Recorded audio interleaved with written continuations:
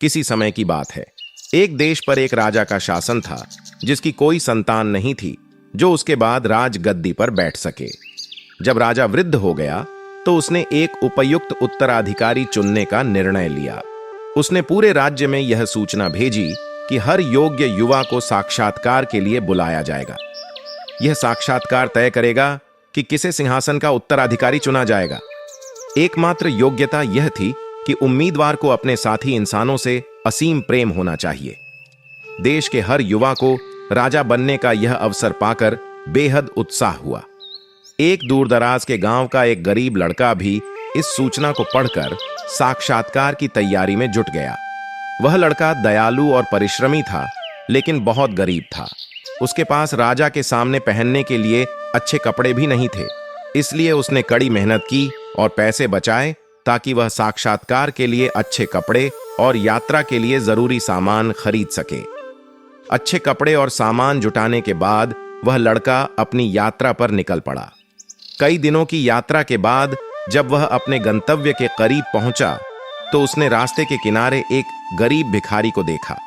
वह भिखारी ठंड से कांप रहा था और फटे पुराने कपड़ों में लिपटा हुआ था। उसने अपने हाथ फैलाए और लड़के से मदद की गुहार लगाई। मैं बहुत गरीब हूं और ठंड से कांप रहा हूं, कृपया मेरी मदद करो। उस भिखारी की दयनीय स्थिति देखकर लड़का बहुत द्रवित हो गया और उसने अपने नए कपड़े उतारकर भिखारी को दे दिए। उसने अपने साथ लाए हुए खाने का सामान भी उसे दे दिया। भिखारी बहुत खुश हुआ और बार बार लड़के को धन्यवाद दिया। अब लड़के के पास अपने पुराने और गंदे कपड़ों में साक्षात्कार के लिए जाने के अलावा कोई चारा नहीं था, लेकिन फिर भी उसने हिम्मत जुटाई और महल की ओर बढ़ चला। महल पहुंचने पर राजा के एक सेवक ने उसे महान कक्ष की ओर मार्ग दिखाया। यात्रा की थकान को धोने के बाद उसे सिंहासन कक्ष में प्रवेश की अनुमति दी गई। जैसे ही राजा अंदर आया, लड़के ने उसे प्रणाम किया, लेकिन जब उसने ऊपर देखा तो हैरान रह गया, क्योंकि राजा बिल्कुल उस भिखारी जैसा दिख रहा था जिससे वह रास्ते में मिला था। राजा ने लड़के की आंखों में आश्चर्य देखा और कहा, हाँ, मैं वही भिखारी था जिससे तुम रास्ते में मिले थे। लड़का चकित होकर बोला, लेकिन आप तो राजा हैं, फिर आपने भिखारी का रूप क्यों धारण किया? राजा ने मुस्कुराते हुए कहा, मुझे यह सुनिश्चित करना था कि तुम्हारा दिल अच्छा हो और तुम सच में अपने साथी इंसानों से प्यार करते हो।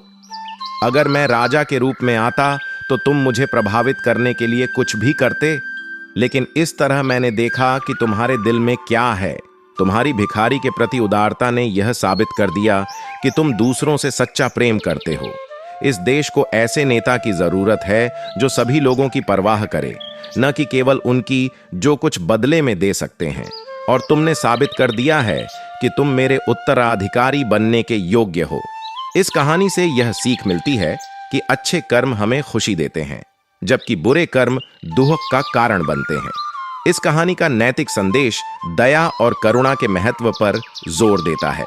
गरीब लड़के ने अपनी नई पोशाक और भोजन भिखारी को दे दिया जिसकी जरूरत थी।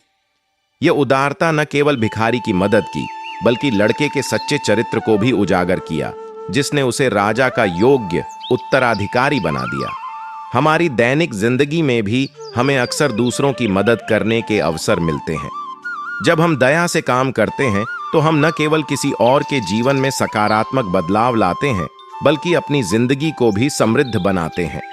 भगवान हमेशा देख रहे होते हैं और हमें यह नहीं पता होता कि कौन सा दयालु कार्य हमें कई गुना पुरस्कृत कर सकता है। आज की तेज रफ्तार दुनिया में, जहां सफलता अक्सर धन और शक्ति से मापी जाती है, यह याद रखना महत्वपूर्ण है कि सच्ची महानता एक दयालु और करुणामय दिल से आती है। बिना किसी स्वार्थ के दूसरों की मदद करना हमें अप्रत्याशित रूप से पुरस्कृत कर सकता है और उन दरवाजों को खोल सकता है जिनकी हमने कभी कल्पना भी नहीं की थी। दयालुता बुद्धि से ज्यादा महत्वपूर्ण है और इसे पहचानना ही सच्ची बुद्धि की शुरुआत है।